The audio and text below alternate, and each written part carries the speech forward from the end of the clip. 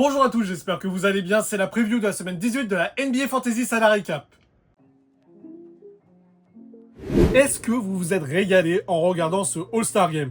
Personnellement, c'est le cas pour moi, ça faisait tellement longtemps que je n'avais pas passé un aussi bon moment en regardant cet événement. Le Rising Star Challenge était sympa, le concours à 3 points était très cool à suivre, avec la victoire de Damian Lillard, qui, je le rappelle, ne jouera pas de la saison à cause d'une rupture du tendon d'Achille.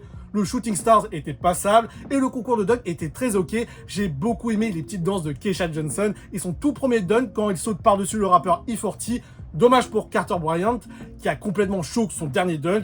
Enfin bref, je crois qu'Adam Silver a trouvé la bonne formule pour redonner de l'intérêt à ce All-Star Game. Ça faisait des années que beaucoup d'entre nous, suiveurs de la NBA, réclamons un match Team World contre Team USA. Ce mini-tournoi avec 2 équipes américaines et une équipe monde, c'est un très bon compromis. Et puis ça aide quand il y a des joueurs qui prennent le match au sérieux, comme Victor Wembanyama, Anthony Edwards ou Kawhi Leonard. Évidemment, il y a encore des touristes, surtout côté Team World. Coucou Luka Doncic et Nikola Jokic. Croyez-moi que c'est déjà une victoire de voir un peu de compétitivité. Malheureusement, la Team World n'est pas parvenue à vaincre des équipes américaines. C'est la Team Stars qui remporte le tournoi avec Anthony Edwards qui prend le titre de MVP et c'est mérité. C'est vrai que si c'était l'équipe Stripes qui gagnait le tournoi, le storytelling aurait été magnifique pour Kawhi Leonard vu qu'il jouait à la maison. Je vous rappelle que ce All-Star Game a eu lieu à l'Intuit Dome, donc chez les Clippers. Revenons à ce qui nous intéresse dans cette vidéo, la NBA Fantasy League Salary Cap. J'ai vu que beaucoup d'entre vous ont utilisé la dernière wildcard sur l'ultime journée de la semaine 17. Croyez-moi que ce n'est pas une bonne idée. Oui, le package avec Cooper Flag, Najee Marshall, Jake LaRavia, Donovan Clingan et Isaiah Colliers n'est pas mauvais. Le problème, c'est pour les semaines suivantes. Je trouve que beaucoup de managers se sont affaiblis et n'ont probablement pas anticipé la suite. Mais pas de panique, je suis là pour vous aider en vous donnant un peu de data et mon avis. Si vous aimez la vidéo, n'hésitez pas à mettre un pouce bleu. Je continue d'attirer votre attention sur cette nouvelle fonctionnalité de YouTube qui permet de booster une vidéo. Ça m'aiderait à gagner davantage en visibilité et d'engranger de la confiance pour créer de nouveaux concepts. Évidemment, toujours en rapport avec le basket. J'ai plein d'idées en tête. J'espère qu'un jour ça se concrétisera.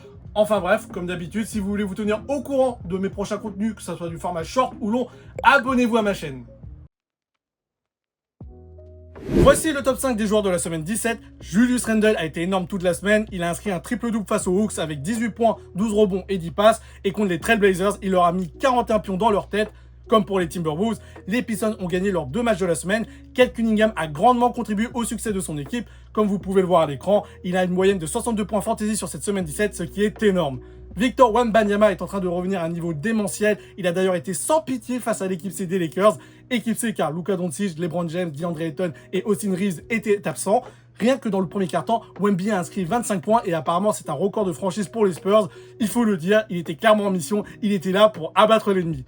Kevin Porter Jr. a fait une semaine très solide avec les Bucks. Je note son triple-double lors du deuxième match face au Magic. Il a inscrit 18 points, 10 rebonds et 11 passes. Et pour finir, Donovan Clingan a fait une très belle semaine. En fait, ça fait quelques temps qu'il réalise de très belles perfs. On peut dire que l'avenir est radieux dans la raquette des Trailblazers. Face au Jazz, il a inscrit un double-double avec 23 points et 18 rebonds. Il y a quelques temps, je vous ai parlé des joueurs front-court à prendre absolument. J'avais envie de vous proposer la même chose côté back-court.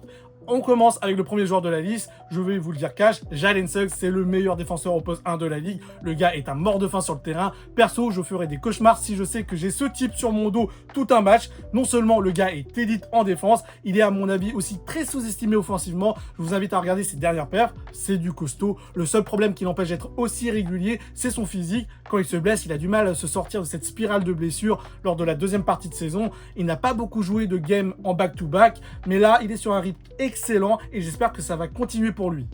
Gros bouleversement à Sacramento, Zach LaVine met un terme à sa saison à cause d'une blessure à la main droite. Il doit se faire opérer. Ce forfait va donner encore plus de temps de jeu au rookie Nick Clifford qui a déjà montré depuis quelques matchs qu'il peut beaucoup scorer et défensivement, je le trouve plutôt solide. Je pense sincèrement qu'il a un plafond très haut et qu'il va saisir cette opportunité pour montrer à la franchise qu'il peut être au centre d'un nouveau projet de jeu.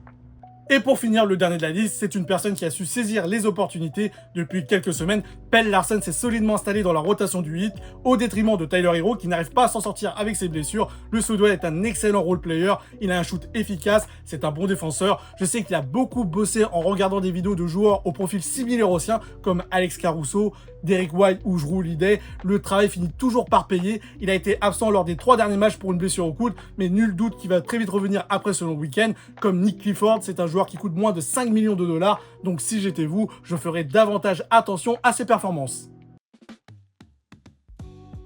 Voici le calendrier de la semaine 18, je le rappelle, c'est une semaine de 4 jours, car il y a 3 jours de repos après le week-end du All-Star Game, donc reprise de la compétition ce jeudi.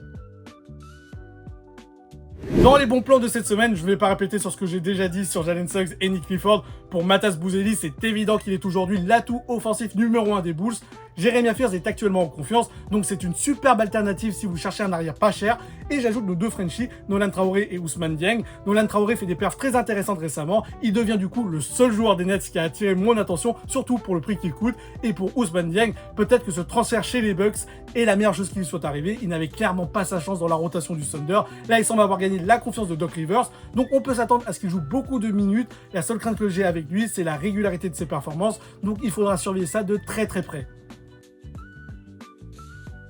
Pour Zach LaVine et Jaren Jackson Jr., c'est une fin de saison. Les 2 joueurs se sont blessés et doivent se faire opérer. Pour le joueur des Kings, c'est la main droite et pour le joueur du Jazz, c'est le genou gauche. Pour Trey Murphy, il s'est blessé à l'épaule droite lors de son dernier match, donc grosse inquiétude lui concernant. Pour rappel, l'année dernière, il a dû mettre fin à sa saison prématurément à cause d'une blessure à l'épaule droite. J'imagine que les Pelicans vont prendre énormément de précautions avec lui.